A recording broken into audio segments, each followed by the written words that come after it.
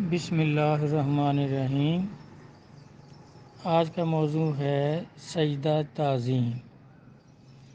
قرآن پاک سے دو قسم کے سجدوں کا ثبوت ہے۔ ایک سجدہ عبادت ہے جو صرف اللہ کی ذات کے لیے ہے، کیونکہ وہی سب کا معبود ہے، عبادت کے لائق ہے۔ فرشتے، نبی اور مخلوق خدا جو ہدایت پر ہوتی ہے اس کی عبادت کرتی آ رہی ہے اور کرتی رہے گی۔ یہ سجدہ اللہ کے سوا کوئی بھی کسی دوسرے کو کرے تو یہ شرک ہے۔ کوئی کسی بت کو سجدہ عبادت کرے، چاہے نبی کو کرے یا کسی درخت کو کرے، تو قرآن پاک سے ثبوت ہے کہ سجدہ عبادت کرنے والا کافر ہو جائے گا۔ اور ابھی بھی سجدہ عبادت قرآن پاک میں جس جگہ آتے ہیں وہاں ابھی بھی جس کو سجدہ تلاوت کہتے ہیں ابھی بھی وہ سجدہ کیا جاتا ہے۔ اور یہ 15 سجدے قرآن پاک میں موجود ہیں، جہاں بھی ان کا ذکر آتا ہے تو سجدہ کیا جاتا ہے۔ آدم علیہ السلام سے پہلے جب جن زمین پر آباد تھے اس وقت بھی یہ سجدہ صرف اللہ ہی کے لیے تھا۔ شرک ہمیشہ کفر رہا ہے، یہ کبھی جائز نہیں تھا نہ ہے۔ آدم علیہ السلام کے وقت میں ان کی پیدائش سے لے کر حضور علیہ السلام کے دین تک سجدہ عبادت اگر کسی دوسرے کو کوئی کرے اللہ کے سوا، یہ شرک ہے، حرام ہے، کفر ہے۔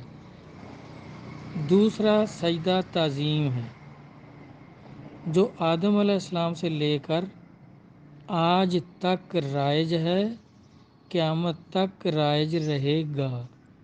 قرآن و حدیث میں، اولیاء کرام کی کتب میں اس کے ثبوت موجود ہیں۔ یہ سجدہ فرشتوں نے آدم علیہ السلام کو کیا اور بعد میں نبیوں کو کرتے آئے ہیں۔ یہ عام مخلوق کی سمجھ سے باہر ہے۔ قرآن پاک میں اس کی منسوخی کا حکم کہیں نہیں آیا۔ صحابہ کرام حضور صلی اللہ علیہ وآلہ وسلم کو سجدہ کرتے تھے۔ جس نے پوچھا کہ آپ کو سجدہ کروں تو آپ نے منع فرمایا، کیونکہ آپ بادشاہ بھی تھے اور نبی بھی تھے۔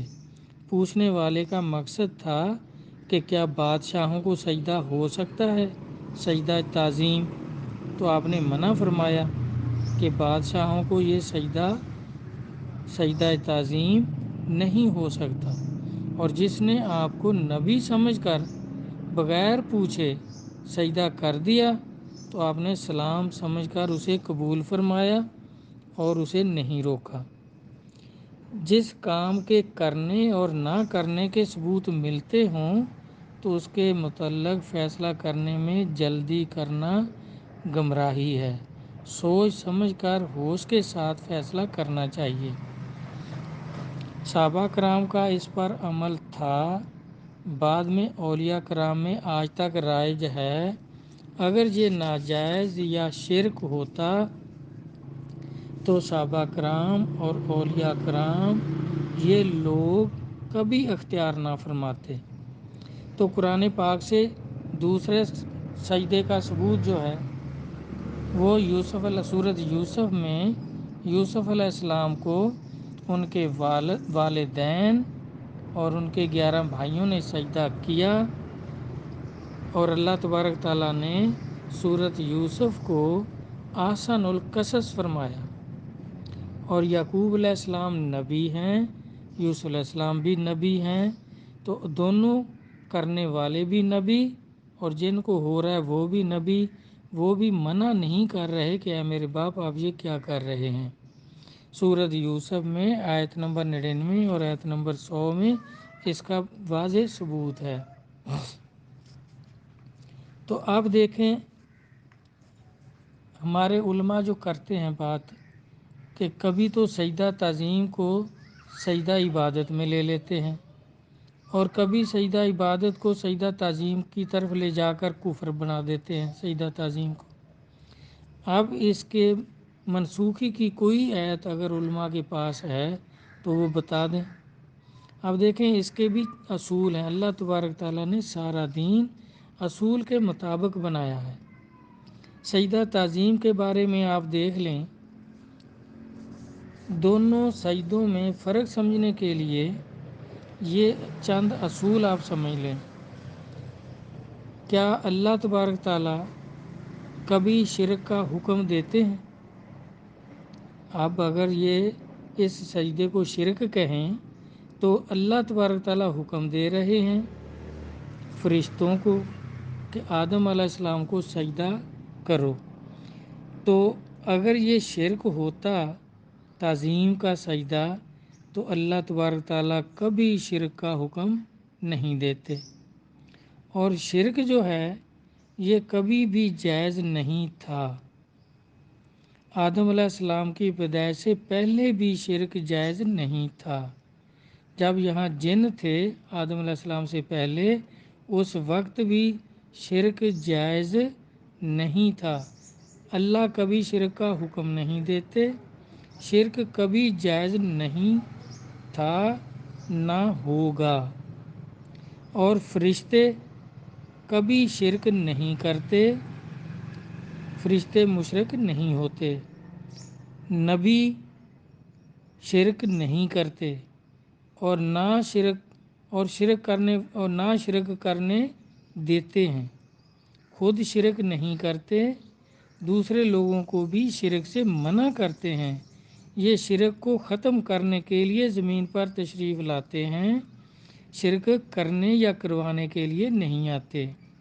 ان اصولوں کو ذہن میں رکھیں کہ سجدہ تعظیم کا حکم دینے والا اللہ کی ذات، کرنے والے روز ازل فرشتے، اور جس نے نہیں کیا اس کو غور سے دیکھ لیں کہ جس نے نہیں کیا وہ شیطان اور ملعون ہے۔ شیطان ملعون کے بعد آج تک جو اس کے قدموں پہ چل رہے ہیں وہی سجدہ تعظیم کا انکار کر رہے ہیں۔ نبیوں نے سجدہ تعظیم کا انکار نہیں کیا، اولیاء کرام نے نہیں کیا، فرشتوں نے نہیں کیا، روز ازل ابلیس نے انکار کیا، اور بعد میں آج تک جن کے اندر ابلیس گھسا ہوا ہے، جو ابلیس طبیعت لوگ ہیں، وہی اس کا انکار کرتے ہیں۔ ورنہ قرآن پاک میں اس کا ثبوت ہے، اور اس کی منسوخی کی، سجدہ تعظیم کو منسوخ کرنے کی کوئی آیت آج تک نہیں ہے۔ کوئی ثابت نہیں کر سکا کہ قرآن پاک میں سجدہ تعظیم کو منسوخ کس آیت نے کیا ہے۔ اللہ تبارک تعالیٰ نے اس کو منسوخ نہیں کیا، لیکن فرق یہ ہے کہ جب حکم ہوا تھا اس وقت یہ سجدہ فرض تھا، جس نے نہیں کیا وہ لعنتی اور ملعون ہو گیا۔ بعد میں نبیوں میں یہ نفل کی حیثیت سے رہا، اور سرکار کی امت میں امر مباح ہے، نفل بھی نہیں رہا۔ نفل سے بھی اس کی کیٹیگری اور ہے جس کو امر مباح کہتے ہیں، کیونکہ نفل جو ہے نا، نفل منافع کو کہتے ہیں کہ کوئی بھی نفل پڑھے گا تو اس کا فائدہ ہی فائدہ ہوگا، لیکن یہ امر مباح جو ہوتا ہے یہ اگر صحیح صاحب مقام آدمی کو جس کا حق ہے اسے کیا جائے تو پھر اس کا بہت فائدہ ہے۔ یہ شیطان کی گردن پہ تلوار ہے، شیطان چھوڑ کے بھاگ جاتا ہے۔ جو آدمی سجدہ تعظیم کرتا ہے کسی ولی کو تو شیطان اس کے اندر سے نکل کر بھاگ جاتا ہے، اور جس کے اندر گھسا ہوا ہوتا ہے، جو اس کی بات مانتا ہے، وہ سجدہ تعظیم کا انکار کرتے ہیں۔ اللہ نے جگہ جگہ فرمایا کہ شیطان کے قدموں پہ نہ چلو، تو اب شیطان کے قدم کیا ہیں؟ اس نے سجدہ تعظیم کا انکار کیا اور لعنتی ہو گیا۔ اللہ تبارک تعالیٰ فرما رہے ہیں صراط الذین انعمت علیہم، کہ میرے انعام والے بندوں کے راستے پہ چلو۔ تو انعام والے بندوں کا راستہ کون سا ہے؟ سب سے پہلے دیکھ لیں، فرشتوں نے سجدہ کیا، ان پہ انعام ہے کہ بڑے بڑے مراتب ان کو اللہ تعالیٰ نے عطا فرمائے ہیں۔ پھر انعام والے زمین پر سب سے اعلیٰ مرتبہ لوگ نبی ہیں، تو وہ سارے ایک دوسرے کو سجدہ تعظیم کرتے آئے ہیں۔ نبوت کے بعد انعام جو ہے وہ ولایت ہے، تو ولیوں کو دیکھ لیں، سرکار سے لے کر آج تک جو اللہ کے ولی ہیں، اگر سمجھ میں نہیں آتے تو ان کی کتابیں موجود ہیں۔ خواجہ غریب نواز قدس اللہ سر العزیز معین الدین چشتی اجمیری رحمۃ اللہ علیہ کی کتاب دیکھ لیں، انیس الارواح۔ آپ اپنے پیر و مرشد کو سجدہ کیے بغیر ملتے ہی نہیں تھے۔ جب بھی ملاقات کے لیے جاتے، سلام کے لیے جاتے تو جاتے ہی سجدہ کرتے تھے۔ محبوب الہی خواجہ نظام الدین اولیاء، ان کی کتاب فوائد الفوائد ہے، اس میں دیکھ لیں، وہ سجدہ تعظیم اپنے پیر و مرشد کو کرتے تھے۔ اگر کوئی اعتراض کرے تو اس کو جواب دیتے تھے کہ قرآن سے ثابت ہے، امر مباح ہے، اس کا کرنا کہیں بھی منع نہیں ہے، یہ حکم منسوخ نہیں ہوا۔ تو سب ولی ایک دوسرے کو سجدہ کرتے آئے ہیں۔ اب اللہ تعالیٰ فرما رہے ہیں کہ ان لوگوں کے راستے پہ چلو۔ نبی سجدہ کرتے آئے، سجدہ تعظیم، اولیاء کرام سجدہ تعظیم کرتے آئے اور کر رہے ہیں، اور اللہ فرماتے ہیں کہ شیطان کے قدموں پہ نہ چلو۔ تو اس کے قدم کیا ہیں کہ روز ازل اس نے سجدہ تعظیم سے انکار کیا، اور بعد میں جو سجدہ تعظیم کا انکار کرتے ہیں، قرآن سے ان کے پاس کوئی نص، کوئی دلیل نہیں ہے، تو وہ شیطان کے قدموں پہ ہی تو چل رہے ہیں۔ اور شیطان کے قدم کیا وہ ڈاکو تھا، چور تھا، زانی تھا، شرابی تھا؟ اس کے قدم کیا ہیں؟ سب سے پہلا قدم اس کا یہی تھا کہ اس نے آدم علیہ السلام کو سجدہ تعظیم کرنے سے انکار کیا۔ تو اللہ تعالیٰ فرما رہے ہیں کہ اس کے قدموں پہ نہ چلو، میرے جو انعام والے بندے ہیں ان کے راستے پہ چلو۔ آپ دیکھ لیں صحابہ کرام کا مشکوٰۃ شریف میں مصافحہ معن کا باب نکال کے دیکھ لیں کہ صحابہ کرام، عبد القیس کا وفد آتا ہے تو وہ اونٹوں سے اترنے میں جلدی کرتے ہیں سرکار کو دیکھ کر، تو فوراً سرکار کے ہاتھ چومتے ہیں، پاؤں چومتے ہیں۔ تو پاؤں کیسے چومیں گے؟ سجدے والی حالت ہوگی کہ نہیں، قدموں پہ سر رکھ دیتے ہیں۔ دوسری حدیث ہے، ریاحین میں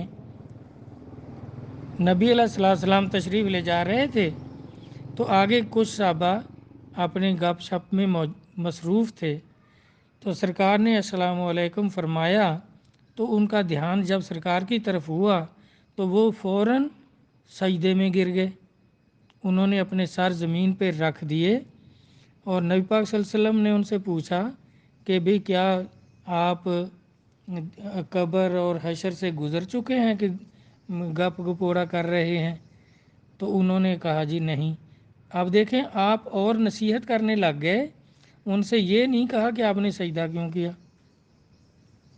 اس طرح سجدہ تعظیم کے بارے میں احادیث میں موجود، قرآن پاک میں موجود، نہ سرکار نے فرمایا کہ سجدہ تعظیم منع ہے۔ اب دیکھیں، یہ معاذ بن جبل رضی اللہ عنہ والی حدیث لاتے ہیں کہ وہ گئے روم کی طرف اور واپس آ کے عرض کیا کہ سرکار، وہاں میں نے دیکھا لوگ اپنے بادشاہوں کو سجدہ کرتے ہیں، تو آپ تو زیادہ لائق ہیں، ہم آپ کو سجدہ کریں؟ تو آپ نے منع فرمایا۔ کیوں؟ وہ بادشاہ کے حوالے سے پوچھ رہے ہیں۔ اب دیکھیں، صحابہ جب بھی کوئی چیز ایسی دیکھتے تھے تو سرکار سے دریافت کرتے تھے۔ اب جب سورہ یوسف نازل ہوئی ہے تو اس میں سجدہ تعظیم کا ثبوت ہے، تو اس وقت بھی تو صحابہ نے پوچھا کہ سرکار یہ سجدہ تعظیم پہلے نبی کرتے رہے ایک دوسرے کو، تو ہم آپ کو سجدہ تعظیم کریں؟ آپ نے کیا جواب دیا؟ مولانا صاحب فرما دیں۔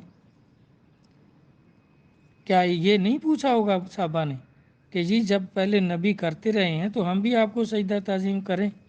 تو سرکار نے کب منع کیا کہ سجدہ تعظیم منع ہے؟ کوئی ایک حدیث بتا دیں جس میں سرکار نے فرمایا ہو کہ سجدہ تعظیم جو ہے یہ میری امت کے لیے منع ہو گیا ہے، یہ اس وقت سجدہ عبادت والی آیت لے آتے ہیں۔ اللہ ہدایت دے۔ شکریہ، اللہ حافظ۔